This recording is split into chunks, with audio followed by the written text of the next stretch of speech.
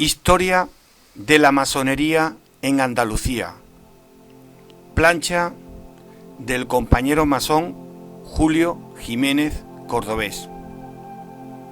Para ser masón no basta con pedirlo, hay que ganárselo, conquistarlo y merecerlo. Nuestra lucha por la verdad debe ser continua y persistente. No podemos caer en la indolencia, la pereza y en la ignorancia. Solo el estudio nos acercará a la sabiduría de la transformación de nuestro propio ser.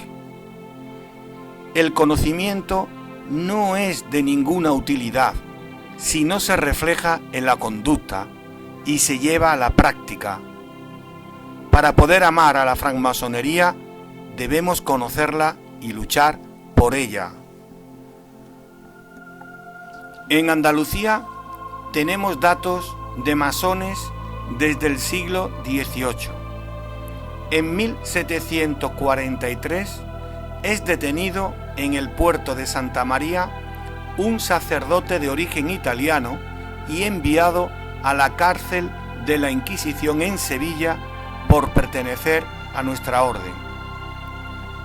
La mayoría eran extranjeros que se asentaban en la bahía gaditana aprovechando la riqueza que generaba el comercio con América.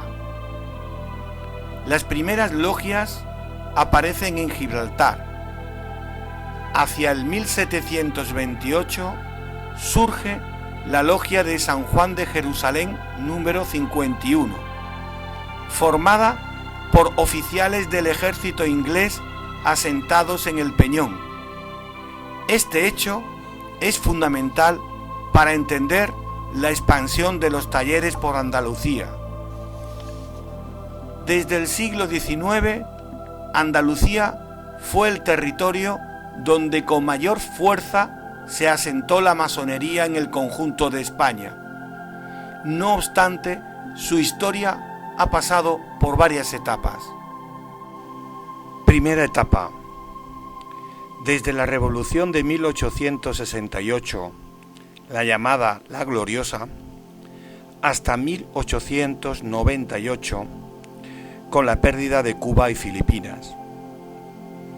Durante este periodo, en Andalucía, se establecen 431 logias, estando presentes en las grandes ciudades andaluzas, adquiriendo Cádiz mayor importancia. En esta época están censados cerca de 100.000 masones en nuestro territorio andaluz. En Cádiz se contabilizan más de 100 talleres entre la bahía y el campo de Gibraltar, 60 logias en Sevilla, 60 en Málaga, más de 100 en Jaén, etc.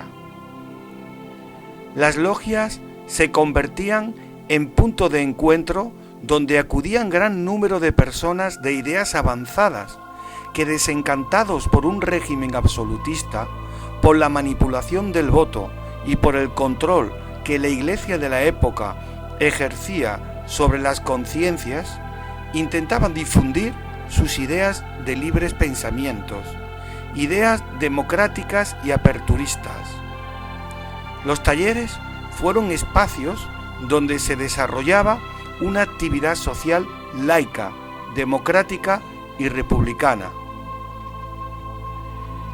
Empezaron a surgir discrepancias internas que motivaron divisiones en las logias, iniciándose un periodo de decadencia que se acentuaría con los acontecimientos de las pérdidas de las colonias de Cuba y Filipinas. Gran parte de la sociedad culpó a la masonería de estos sucesos. La policía, junto con la prensa, inicia una persecución masónica que llevaría como consecuencia el abatimiento de columnas de gran cantidad de logias. De más de 400 logias se pasa a 2 talleres en 1898. Segunda etapa. Desde la dictadura de Primo de Rivera en 1922 hasta la Segunda República, 1931-1936. A principios del siglo XX, los masones se reorganizan. Se crean 35 nuevas logias y se constituye la Gran Logia de España, que dará mayor libertad de funcionamiento a los talleres. Si añadimos la crisis que sufre la monarquía de Alfonso XIII, obtenemos un nuevo florecimiento de la masonería andaluza. En la Sevilla de inicios del siglo XX destaca la figura de don Diego Martínez Barrios, anarquista y republicano. A sus 24 años es iniciado en Isis y Osiris número 377, ubicada en el barrio sevillano de la Macarena. Consiguió el grado de Gran Maestre del Gran Oriente Español y ostentó los siguientes cargos públicos: presidente de las Cortes, presidente del Gobierno y presidente de la Segunda República. Martínez Barrio entiende que la orden masónica debe estar unida a los movimientos liberales y democráticos de la España del momento. Siente la necesidad de convertir a la masonería en un instrumento para conseguir las libertades democráticas, un templo de hombres libres, un refugio de espíritus liberales donde la cordialidad, el consenso y la paz entre hermanos sean los instrumentos a utilizar en la sociedad andaluza del momento. Su trabajo masónico consigue aumentar el número de iniciaciones y talleres. En los años 30 se alcanza la cifra de 6.000 masones en Andalucía, casi el 50% de todos los de España. Con el establecimiento de la Segunda República en abril de 1931, muchos de nuestros hermanos asumirán importantes cargos políticos, sociales y culturales. De los 270 escaños de diputados a Cortes, casi un centenar fueron ocupados por masones, repartidos entre las filas del Partido Republicano y del Partido Socialista. De los 14 andaluces que ocuparon una cartera de ministro, 5 eran masones: don Martínez Barrios, don Eloy Vaquero, don Fernando de los Ríos, don Manuel Blasco Garzón, etc. También eran masones los alcaldes de las ciudades de Almería, Córdoba, Granada, Huelva, Málaga, Sevilla, Ayamonte, Paterna del Campo, Cartaya, Lora del Río, Escacena, Valverde del Camino, Alcalá de Guadaira, Écija, Marchena, Carmona, Posadas, Lucena, Cazalla de la Sierra, Dos Hermanas, La Campana, Ronda, Morón de la Frontera, Algeciras, La Línea de la Concepción, Jerez de la Frontera, San Roque, Ubrique, Puerto Real, Puente Genil, San Fernando, Linares, La Carolina, Vélez Rubio, etcétera, etcétera. Más de 300 hermanos ocuparon cargos en concejalías de ayuntamientos. En la Línea de la Concepción, Cádiz, de 30 concejales, 28 eran masones.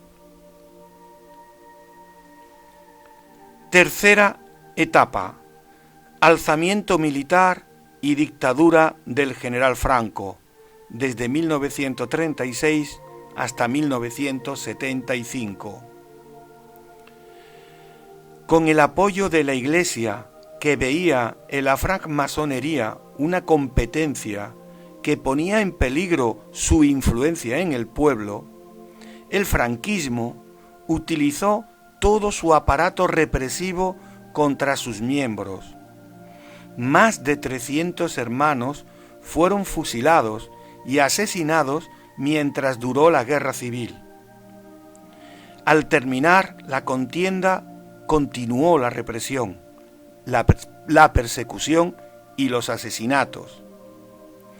El nuevo régimen estableció un tribunal específico para juzgar a masones y comunistas que funcionó desde 1940 hasta 1964.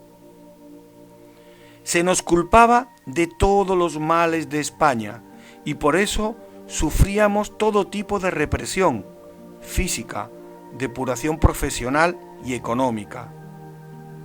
Sus familias eran castigadas con las pérdidas de bienes y multas ruinosas. La condena mínima por ser masón era de 12 años y un día de cárcel. Martínez Barrios, con su huida al exilio, perdió su casa, sede de la logia, de su partido y su imprenta. Se expoliaron nuestros bienes, pero no nuestra dignidad, y un ejemplo de ello fue la actitud de nuestros hermanos en los juicios sumarísimos que se les hacía, donde se señalaba a los que habían muerto o se habían exiliado, protegiendo con su silencio a los que sobrevivían en Andalucía.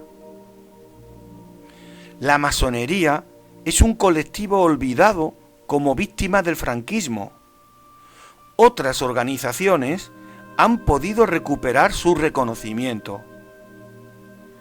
Tenemos el deber de luchar para que nuestra sociedad rinda un tributo de dignidad y honorabilidad a nuestros hermanos asesinados y represaliados por la dictadura franquista. Hagámoslo todos juntos. Solo conociendo nuestra historia llegaremos a defender nuestro legado masónico. Los hombres honrados no son los que se abstienen del mal, sino los que luchan por el bien. No son hombres de bien los que se consagran por entero al gobierno de sus hogares, ni los que se encierran por siempre en la soledad de las bibliotecas, ni los que se sumergen en la oscuridad de los retiros, rehusando o despreciando la lucha por la justicia o la perfección política o social, donde se debaten los intereses de sus hermanos o mediatamente los suyos propios. Estos son los egoístas que huyen del fango por evitarse la repugnancia o el esfuerzo o el valor que la lucha por su purificación exige. A todos esos endiosados, honrados y piadosos que constituyen esa clase cobarde denominada neutra, que hablan de las debilidades de los hombres públicos sin haber contrastado en la vida pública su fortaleza propia, a todos esos que, por egoísmo o desdén, se niegan a tomar parte en los negocios públicos, dejándolos abandonados a la incapacidad o rapacidad de los peores, si viviera Solón, impondría una pena, la infamia. Salud, fuerza y unión. He dicho, venerable maestro. Julio Jiménez Cordobés, compañero masón.